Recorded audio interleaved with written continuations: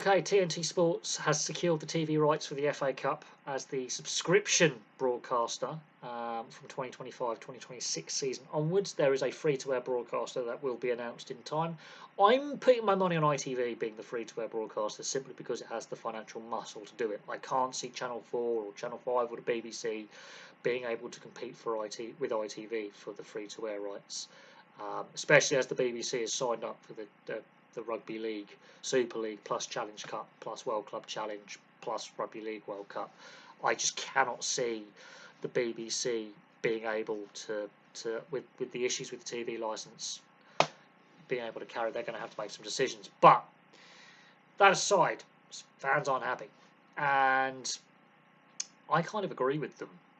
There was a reason why BT Sport failed in the end, and why it had to have the BT Group basically selling a massive stake in the TV network to Warner Brothers Discovery.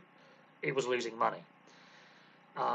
It was widely criticised from the day it launched to the day it ceased being BT Sport. There's a reason why it lost the FA Cup rights previously, because the FA looked at it and they went, we're actually getting less eyes on the product. We're not getting value for money out of this. We're not growing the product domestically. TV viewership backed up. It was down. BT Sport was struggling financially, and the last round of TV rights for the FA Cup went to the BBC and ITV. And fans were very, very happy with that because it's more accessible.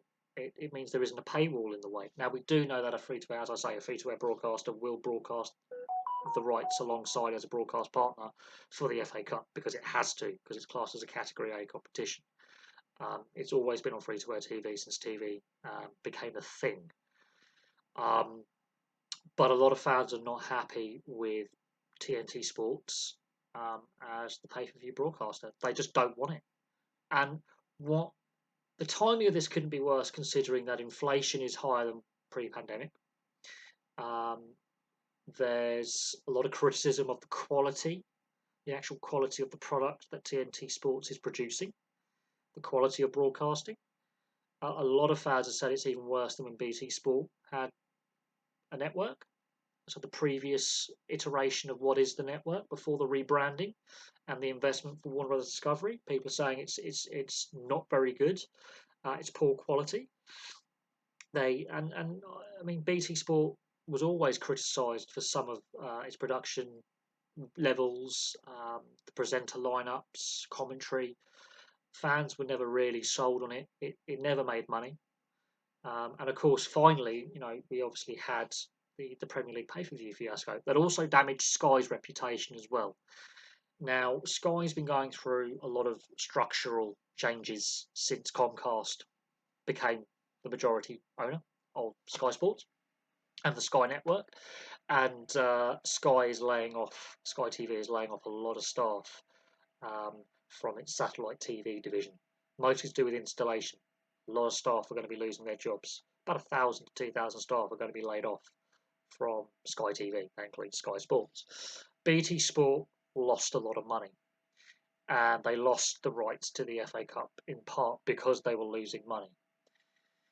The BT Group, which still has a stake in TNT Sports, wanted to stop the bleeding somehow, and that's why Warner Brothers Discovery have come in. It's been rebranded.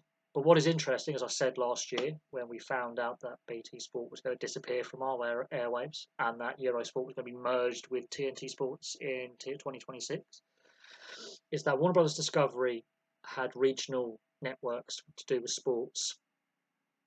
I think it was AT&T Sportsnet or Comcast or whatever it was, under branding in the US. They pulled out of the regional sports broadcast market because they were losing money. So they pulled out of one venture, which has cost them money, to then pump money into another venture that loses money. So we'll see what happens. We'll see if this pays off for the FA, if it actually means that prize money goes up, for example.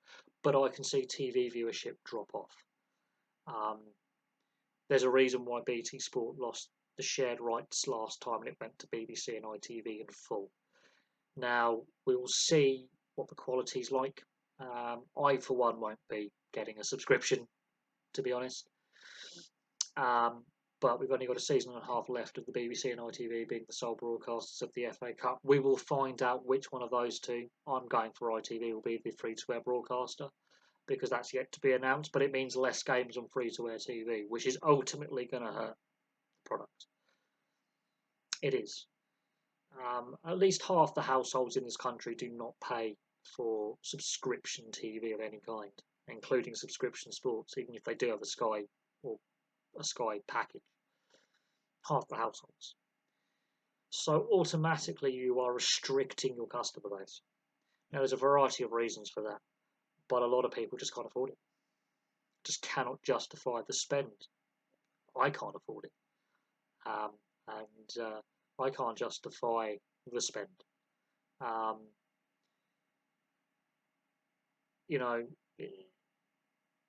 it's going to be interesting to see what happens, but a lot of fans aren't happy. So we'll see what happens closer to the time in regards to the free-to-air broadcaster being announced. But oh dear, we'll see how this pans out. But this is a network under its previous iterations, BT Sport, that was heavily criticised, basically getting a monopoly on the European Cups, Champions League, Europa League, Europa Conference League, and they were criticised last time they had the FA Cup rights. Fans just weren't happy, and here we go again. But as I said, viewing habits have changed as well.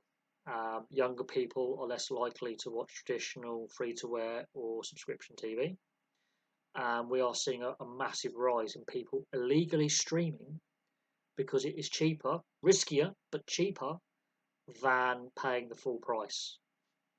Note the Premier League pay-per-view fiasco at the end of 2020, beginning of 2021.